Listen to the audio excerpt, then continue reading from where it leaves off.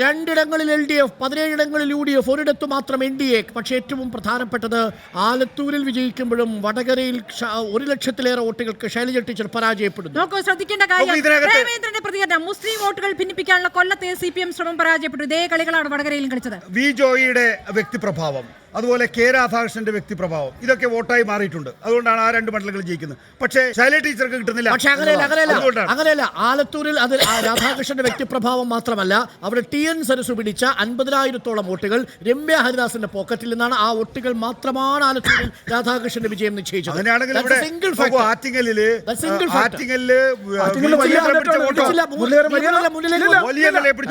ഇവർ തമ്മിലുള്ള വ്യത്യാസം വളരെ കുറവാണ് കേട്ടോ. കണക്കിങ്ങനെ മുരളീധരന്റെ പ്രിയപ്പെട്ട പ്രേക്ഷകരെ, യൂട്യൂബിൽ റിപ്പോർട്ടർ TV ഒന്നാമത്. ജയ് റിപ്പോർട്ടർ TV.